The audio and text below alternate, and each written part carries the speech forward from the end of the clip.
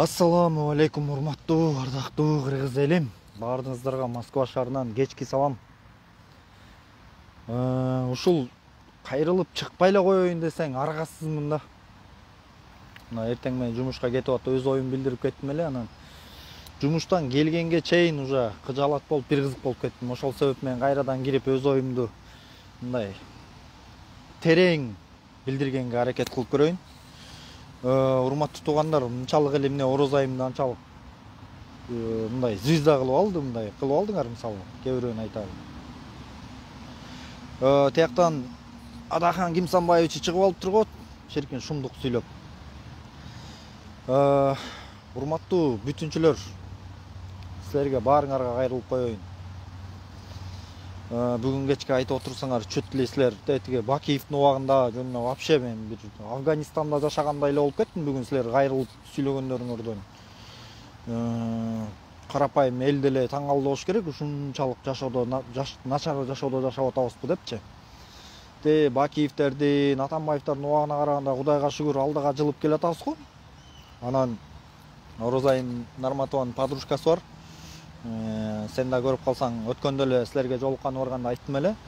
Жыртаңдап күлбө, бир күн ыйлайсың деп. Анысы кандай, бүгүн ыйлап эфирге чыгып эмнеге Бакчар камалбайт, эмнеге Бекзат камалбайт, анан эмнеге булар мынтпайт дейт.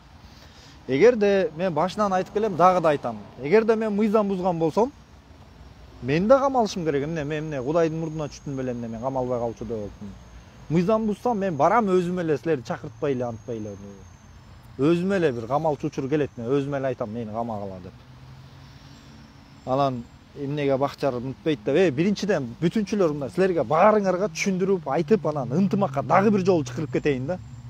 Башынан бери айтам, мына бүтүнчүлөр, мына силер уккулачы, ушул эфир силерге болсунчу, силерге арналсынчы. Бүгүн кечке силердин калптарыңарды угуп ат, чиркин Орозайымды чүтле кичинекей кыз, байкуш кыз, бул бийликтин алып ушул кенедей кызга жеттиби деп. Аныңар билесиңер го кандай адам экенин. Силер жакшы, мага караганда силер жакшы билесиңер.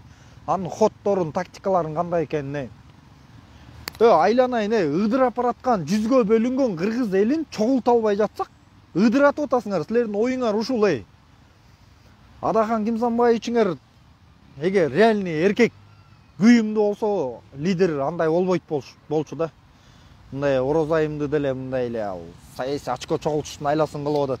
Анчалык күйүмдүү экенсиң, баары ордуна барып отурбайсың анчалык. Ошол баары сенин айыңан башталып атпайбы? Айланайын, бүгүн Садыр Нуркожоевичко бийлик айтып турсуң, токтолгулачы деп. Адахан Кимсанбаевич, токтолчу болду.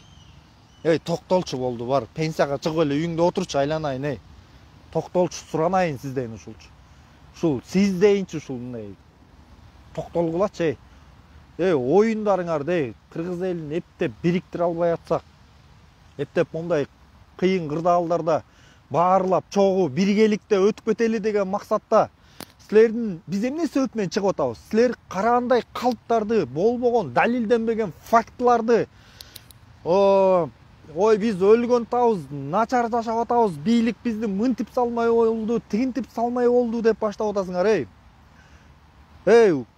Урматтуу Адахан Кимсанбаевич, айтып коеюнчу. Садыр Нуркожоевичти бүгүн кечке тарапташтарыңа овчаркаларын кой бердиң, чиркин колунан келишинче жамандап бийликтиңде мындай дейт. Мен силерге бир нерсени айтып коеюн. Бул дүйнөдөн эң жакыны болгон бийлик, байлыктан өдө турган баласын кырсык болгон машина менен сүзүп алган баланы кечирбеди беле? Каматпай койбоду беле ошол баланы? Адахан Кимсанбаевич, аны да танасыңбы, мен андай болгон эмес деп. Анан кайдагы бир Орозайым Нарматовага теңелмек беле ал, Анын силерден башка да проблемасы көп аз, толтура азыр. 6 миллион элдин көйгөйүн чеч. Раз 30 жылдан бери жыргатпадыңар беле, кыйратып келбедиңер беле, жөн эле шумдук өнүккөн өлкөдө жашап келбедик беле, чиркин ошол Швейцария боюнча өткөрүп бербедиңер беле. Анан ушул иштебей требуйт этип атпайсыңар ошонун баарын монткиле, тигинткиле деп. Адахан Кимсанбаевич, токтолбойсуңбу? Болду го, болду да. Урматтуу бүтүнчүлөр, бир кыргызбыз го, эмне эле мынча бөлүнөсүңөр, андан кийин эле мыйзам дейсиңер. Мыйзам эмнеге мыйзамсыз, анан бизде мыйзамсыз эле, анан сабатсыз мыйзамсыз дейсиңер. Мына мыйзам. Мына мыйзам. Тилиңе жооп бере албайсыңбы? Тилиң сүйлөдүңбү бир нерсени? Мыйзамга дал келбеген бир нерсени. Ошонуңа жооп бер. Эмне же бүтүнчү партиясына баары боло береби? Баары болобу бул дүйнөдөн? Бул биздин Кыргызстанда аларга эмне эркелеп ташаш керекпи?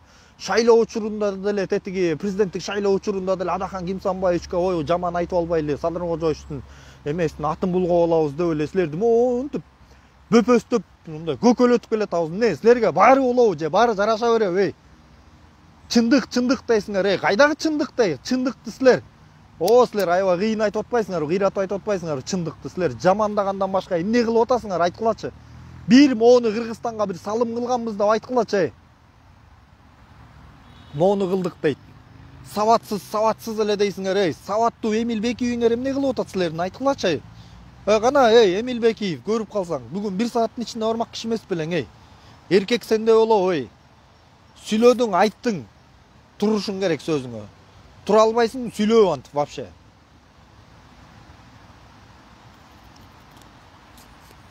Силердин бүтүнчүлөрүңөр чыгып алып, айланайын, таң калдым, урматтуу кыргыз элим, бүгүн чыгып алышпай, жертва жөн элечи, вообще насильственный мамлекетте жашагандай эле сездим мен өзүмдү, айланайын,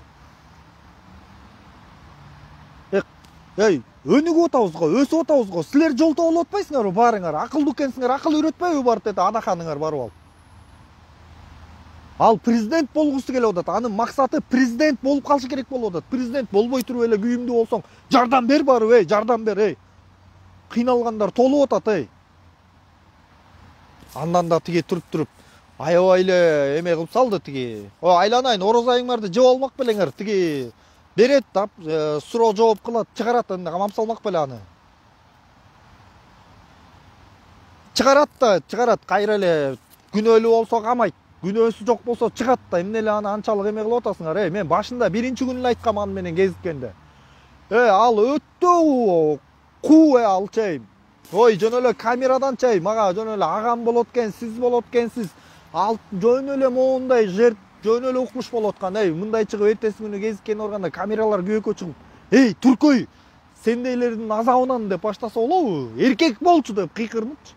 Таң калдым, айланайын, эмне камеранын астында сен башкачасың, камера күйгөндө, өчүк кезде башкачасың деп ошондо эле таң калгам. Силерге айтпадым беле, мунун бир бул 94-жылкы болгону менен бир жашы 55-60-тагыдай эле экен деп. Таң калып келдим эле, урматтуу кыргыз элим. Анысы кандай таң калбагыла, буга бул бышып бүткөн бул саясатка, бул анча-мынчага караганда. Айтып атпайм, бир 50ге жакын бир ушакчы эркекти алып кел, ошол 50-нү тең басат бул. Бул желмогуз, андан көрө бул жаш туруп алып көрүнгөн ушундай оюн кылбай, андан көрө бактысын ойлобойбу бир эне болом келечекте. Мындай бактысын таппайбы, кайдагы саясатка аралашпай, макул аралашсын, кайдагы чындыкты айтып атат бул, Кайдагы чындыкты айтып атат, бүтүнчүлөр качан чындыкты айтып атасыңар? Айткылачы, айткылачы, качан эмне чындыкты айттыңар силер, өлгөн атабыз, болбой калдык дегенден башка эмнени айтып келдиңер? Эмне мындай силерден пайда бар? Жылдызхан Жолдошова эжекебиз мына колдоп чыккандарды айтып берейинби бүгүн эмне болуптур? Жылдызхан Жолдошова эжекебиз бүгүн колдоп чыгыптыр. Жылдызхан Жолдошова эжекебиздин бүткүл кыргыз эли уже анын чыныгы жүзүн билип калган, баарыңыздар билесиздер, туурабы туугандар? Анын максаты эмне экен? Мунун максаты өч алуу. Мунун баласын бийлик алып келбей койду, ошол себеп менен бул Садыр Кожоевичту шылдың кылуу, басмырлап, эптеп, онтип деп күлүш керек да бул. Айттым беле сага депчи. Жок туугандар. Экинчи колдоп чыккандардан Али Токтокунов. Али Токтокунов, сен кырысасың да, билесиңби, сен кырысасың сен. Сен кимсиң өзү, Али Токтокунов, кимсиң өзүң? Звезда сезбейчи, түшчү жерге.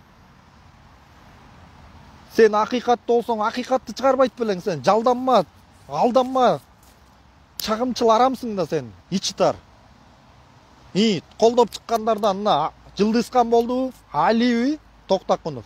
Жанар Акаевбы? Жанар Акаев, айланайын, сага мындай жакшы сөз жетпейт экен, айланайын, саясий элита, сага айтып коеюнчу, Жанар Акаев, кайсы бетиң менен чыгасың, ушу кайсы бетиң менен эфирге чыгасың, ушу сүйлөгөн, Эмне кылганың үчүн бир карапайым элге бир жакшы бир нерсе кылдың беле айтчы. Мындай сыймыктан айта турган бир нерсе кылдың айтчы, момда оюңду айтчы, мону кылгам мен дечи. 120-нын арасында жүрөсүң го, эң эле шалтыруу болуп, сен деле кооз сүйлөгөнүң менен Момбек Фокоң эмне жакшылык кылдыңар эле Кыргызстанга? Оюн уюштургандан башка эч нерсени билбейсиңер силер. Так, колдогондордон ким колдоп чыкты бүгүн? Жылдызкан, Назира эжекебиз. Назира эжекебиз бул айымды мындай түшүндүм да. Таланттуу эжекем, Назира эжекем жөнүндө бир жаман айта албайм. Просто бул баягы кыз кишиге деп мындай ушундай болуп атат, бийлик тарабынан анан аябай бир буту колун кайрып кеткенсип ошондой сезип, мындай кыздын намысын коргойм деген мааниде жазыптыр. Бирок Назира эжеке 1-2 күн ороз айы менен жүрүп көрсөңөр, ысык чай ичирип коет, анан отурасыңар ошондо, анан деп анан жакаңарды кармап, анан мен окшоп тоо кылдым деп болуптур, анан отуруп ойлоносуңар, бул жаш кичинекей кызым эле бул балекет турбайбы деп ошондо ойлоносуңар. Туугандар, урматтуу Бүтүнчүл партиясы, эмнеге мындай кылып атасыңар? Эмне себеп менен ушундай кылып атасыңар? Бир кыргызбыз го, момдай бирикпейлиби? Ой, макул, менден күнөө өтсө кечирип койгулачы, келгиле, момдай биригелчи. Мен силерден корккон жерим жок. Болгон ушуга чейин эле бир ынтымак эле чакырып атам, ыдырап атабыз депчи. Өнүгүп атабыз, бир аз сабыр кылып тургула деп атам. Бир аз сабыр кылып тургула, келе элек мына 1 жыл боло элек келгенине бийликтин, азыркы бийликтин. Жаман жагыбыз менен чет өлкөгө таанылып атабыз деп атам. Улам митинг сайын экономикабыз ылдыйлагандан ылдыйлап атат деп атам.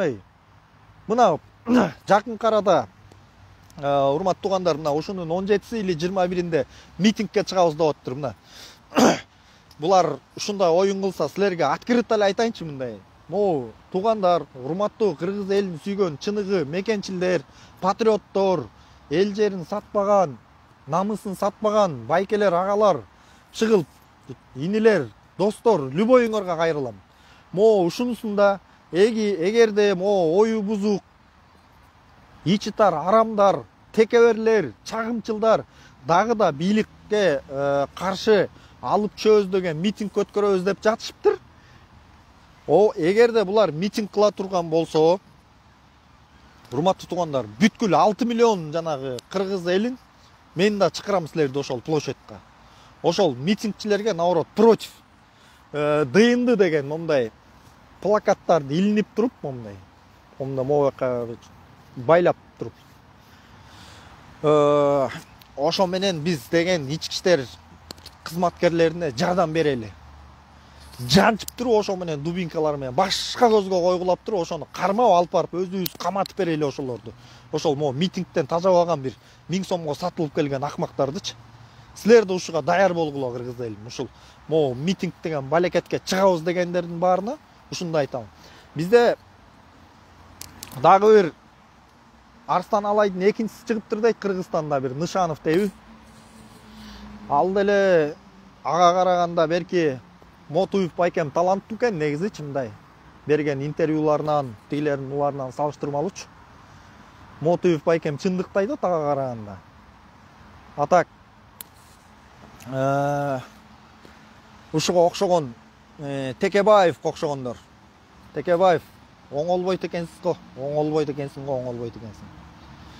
Чиркин анан ушуга чейин урматтап келген менен бул маалыматты дагы тастыктай элекмин толукчу. Сыйлап келген, урматтап келген жана Нуржигит байкебиз дагы ата мекенге аттанып атат деп угуп атам. Деп отуруптур, алын уккандан кийин уже көңүл бир топ сууп кетет экен. Шунча ишенип жүргөн адамдын баары ушундай 200дүү депчи.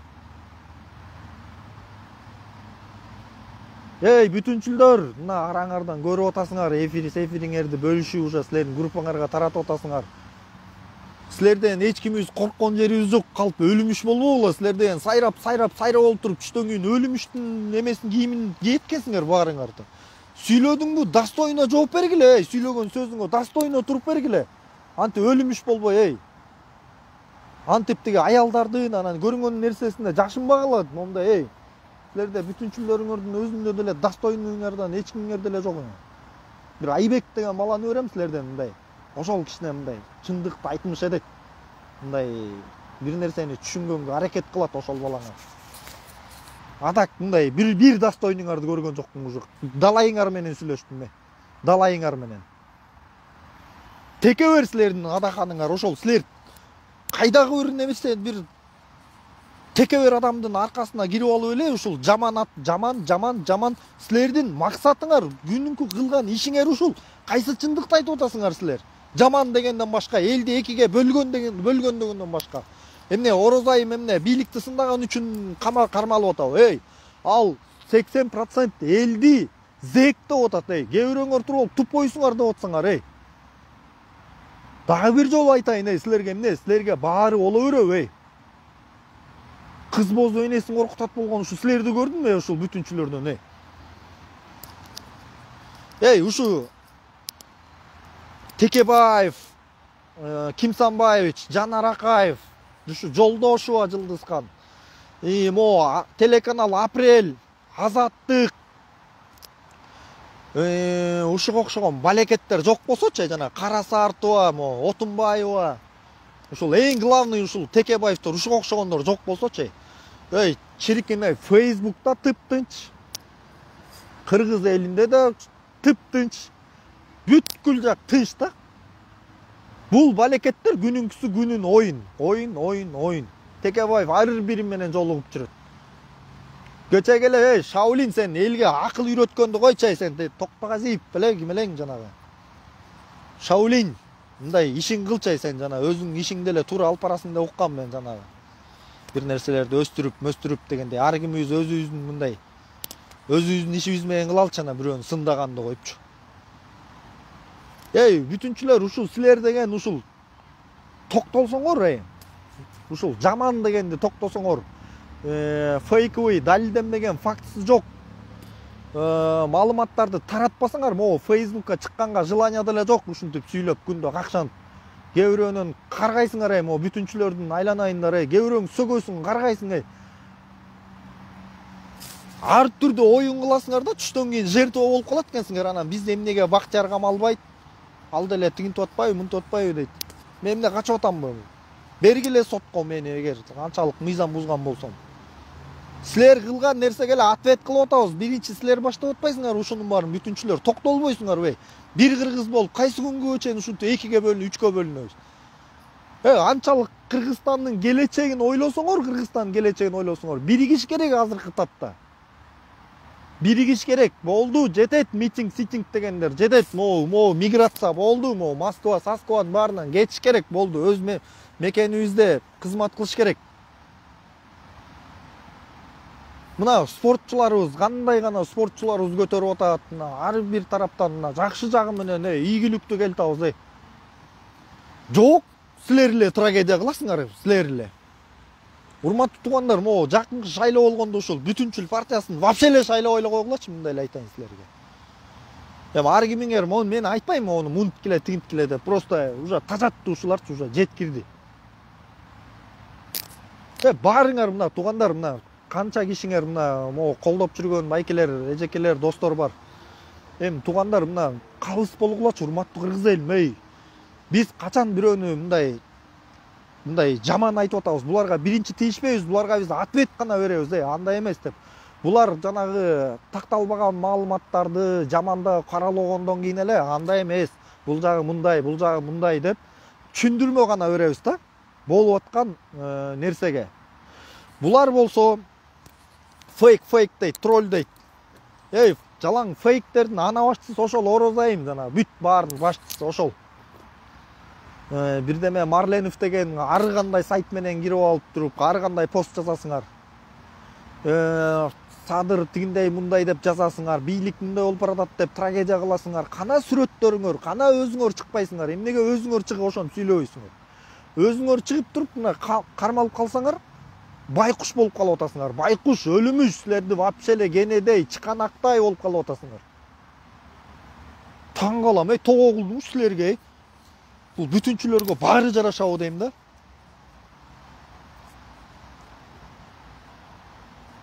Урматтуу бүтүнчүлөр, дагы мына сөзүмдүн акырында дагы мындай айта кетейин. Келгиле дагы ынтымакка чакырып атам. Келгиле токтоткула болду. Адаган Кимсанбаевич, оюнуңду токтот болду. Анчалык Кыргызстанга күйсөң, кийлигишпе Кыргызстандын политикасына вообще кийлигиш. Пенсияң алда, бала чакаңды, неберең эркелетип жата бер. Текебаев, Өмүрбек Черкешевич, көрүнгөн концертиңди, оюндарыңды токтот сен дагы. Сага да айтып коеюн. Уже негизи силерге айта кетчү нерсе ушул. Даже могу телевиденияга, интернеттерге чыкпай эле койгочу, ушу силерден ушул аллергия болуп атам мен, чын. Не только мен, көпчүлүк карапайым эл силерди көргөндө аллергия. Эч ким ишенбейт силерге. Болду. Мурунку жашооңор өткөн, заманыңар өткөн, мурунку чардап бийлеген заман өттү. Болду, ишенбейт силерге. Жанар Акаев, акылдуу болгонуңду сен да токтотчу. Токтотчу сен. Текебаев, сен, Момбек Үчөң, Никтосуңар, эмне силердин атаңардан калган мурас бекен Кыргызстандын тиги тагдыры.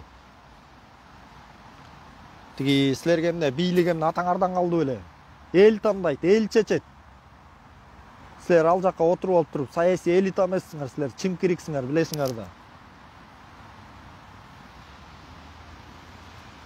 Ошол кыргыз элим. Бүгүн шундай болду. Орозайым, Марозайым дегенди токтоткула болду, унутуп салгыла аны. Азамат Сапаралиев дейт, Бекиевке айтып кой. Номерине чалсам да өчүккен. Эркекпи барсын. Сүйлөдү эфирде, кыйын болуп сүйлөп атабы? Айтып кой тиги тарапташыңа. Анан дагы бир нерсе, урматтуу апалар, аталар, байкелер, агалар, эжекелер, достор. Мына бүгүн аябай интернет мына жөн эле Facebook күйүп кетейин деди, жөн эле.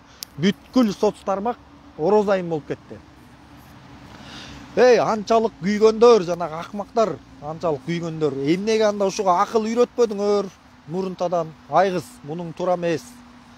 Мун жагың мындай болуп атат. Эртең жооп берип калышың мүмкүн бул сөзгө деп. Ошол чыканактай кызыңарга эмне үйрөткөн жоксуңар? Ошол эртең жанагы челейген жанагы Бекиевди камай турган болсо, аны дагы байкуш кылып чыгасыңар. Ага азыртадан эле үйрөтүп баштагыла. Болбойт, сөгүнбө. Жаманбы, жакшыбы, Амир Сапты сөкпөйт деп мындай азыртадан түшүндүрмө иштериңерди берип баштагыла. Эртеңки күн келет, Бекиевиңер кармалган күнү, камалган күнү. Дагы трагедия кылып, кенедей мынчалык балдарыңарды ээрчитип барып, тиги Адаган Кимсанбаевдин чийип берген тиги сценариясы менен ыйлап алып, байкуш болбогула. Эмкиде сүйлөйсүңөрбү, достойно жооп бергиле. Сүйлөй албайсыңарбы, бүгүнкү Эмил Бекиев окшош 1 сааттын ичинде барам, чыгарбасаңар дедим. 1 саат эмес, Бекиев 10 саат өттү. Кыргызстандан көргөн жокмун сени. Шынгич сага айтарым, шынгич.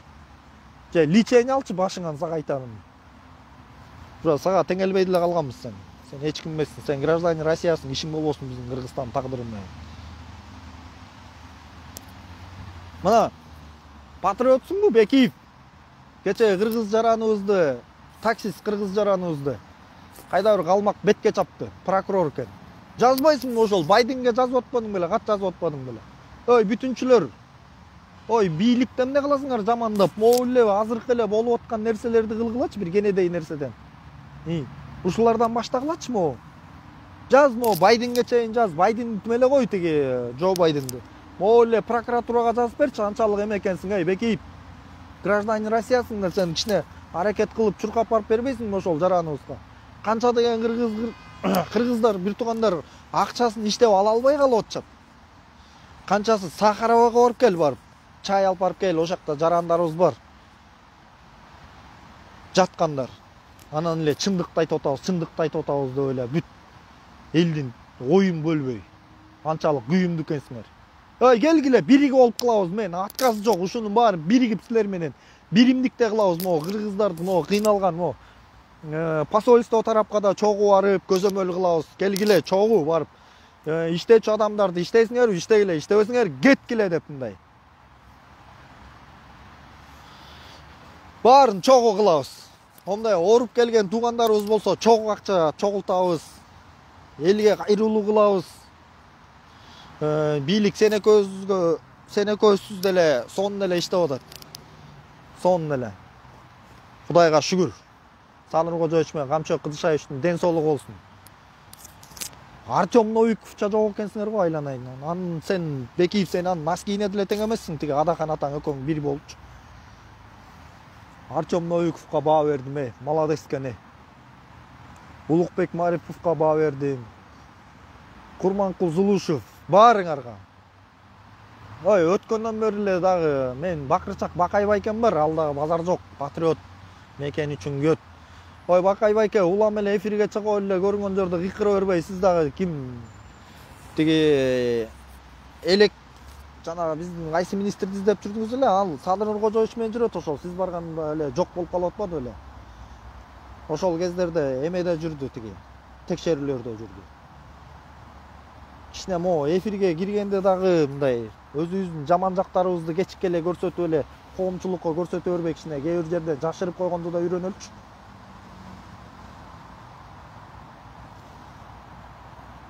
Урматтуу туугандар, ким оюн айтат? Запрос тыштагыла. Кошом.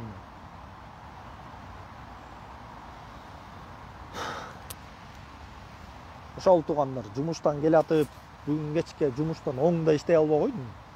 Интернет айлана, Facebook ташсаң эле нарматова. Буларда негизи күчтүү, буларды бүтүнчүлөрдүн эмеси ушул жанагындай соц тармак, анан тиги буга аябай раскрутка кылганды кыйын билет. Ушундай акылын, ушундай мондай колунда бар нерсесин карапайым элге жумшап, мына моуну кылып атабыз деп туруп анан сындап чыкса макул демекмин менчи. Болор болбогон элдин баарын оюн бөлүп, жамандап, өлгөн табыз деп трагедия кылып, Афганистан кылып келип туруп эле аягында өлүмүш болгонда ичим күйүп атат да, болгон эле ушул. Чиркин булар апапакай го жөн. Адахан Кимсанбаевич вообще эле жөнөчү. Ал кишиге сөз жок экен, сөз жок. Текеберчилигинде сөз жок. Кудайыман тиленгеним жүрөгүнө ыйман берсин. Ошол Текебаевга вообще эле таң калбай калдым багачы. Чиркин шакирттери да андан кем калышпай. Ошол урматтуу мурунку саясий элиталар, кыргыз эли мурункудай жинди эмес, келесо эмес. Карапайым эл болду, мындан кийин актык жакты колдойт. Актык жакты жараткандын өзү колдойт да. Мен өткөндө эле айткам, зээктебе деген. Айтам го постоянно эле, бир адамды шакал десең, сени бирөө шакал демейинче өлбөйсүң депчи. Анысы кандай, эми Орозайым эртең чыгабы, бүрсүгүн чыгабы, ал болду. Эми дагы эгер токтолбосо зечка ал мен үчүн. Эртең Бекиевдин очерети келатат. Оозуна ээ болбосо, ал да эртең ушундай адамдарга эмитеден, мо кичинекей нерседен баштап туруп талап кылалы баарыбыз биригип туруп. Оозуңа келгенде оттойсуңбу, туура эмес нерсени айтасыңбы, камалсын деп туруп. Мына бүгүн мындай акыйкаттык орноптур биздин Кыргызстанда. Мындай ушундай кенедей болобу, чоң болобу, мыйзам баарыбызга бирдей. Ким гана жоопко тартылбайт, малдар жоопко тартылбайт. Акыреттен дагы, бул дүйнөдөн дагы. Бул дүйнөдө жүрөсүңөрбү? Туура эмес нерсе кылдыңбы? Кызмын мен деп анан мындаймын, анан мен мындаймын эмес. Баарың жооп бересиң, баарың. Сөзүңө ээ болбогондо баарыбыз. Ошол урматтуу кыргыз элим, мен жеке оюмду айттым окшойт. Кээ бирөңөн күнөө кетирген болсом кечирим сурайм. Мо арабыздагы колдоп жүргөн, күч кубат берген байкелерим, эжекелериме, апаларга, аталарга, досторго, карындаштарга, баарыңыздарга чоң рахмат. Сиздердин баарыңыздарга чоң рахмат. Сабырдуу бололу, теңелбейли. Oyun булардын саясий оюндарына ишенбейли. Анан могул жакта бир Адахан Кимсанбаевичтин тарапташы жүрөт. Азамат Сапаралиев дейт. Сен Азамат Сапаралиев эмессиң сен. Эркексиңби? Анчалык эркек болсоң кел, кирчи мага эмеге. Запрос тыштачы. Сен либо бир кызсың, бир фейксиң, либо жанагы Нарматованын подружкасысың да. Экөөнүн бирөөсү. Силер мына ушундай көрүнгөн мына сага окшогондор, мына көрүнгөн фейковый аккаунт ачасыңар, же сүрөтүңөр жок, же тигиниңер жок. Жүрөсүңөр. Анан кийин эле туруп эле 3төн кийин байкуш болуп каласыңар силер. Фейксиңер силер, троллсуңар. Чындык ак илет, бирок сынбайт.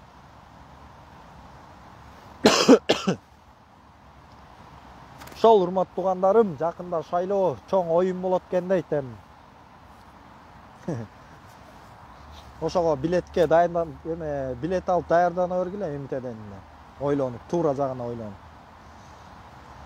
Ошол баары жакшы болот. Биз өнүгөбүз, буга окшогондор сүйлөй берсин. Буларга уже эме деле өтпөй калды. Ассаламу алейкум баарыңарга байке. Байкелерим, агаларым, эжелерим, аталарым, бүт баарыңарга салам. Москва шаарынан салам. Бизде ушул бир жумадан бери ушундай погода, жаан, шамал. Сапаралиев бекерден бекер Адахан Кимсанбаевичтин чыныгы жүзүн дагы деле көрсөтпөчү, көрүп бүткөнбүз. Силерге окшогондор үрө бергиле. Байкушсуңар силер, сөзүңөргө туруп. Ассаламу алейкум.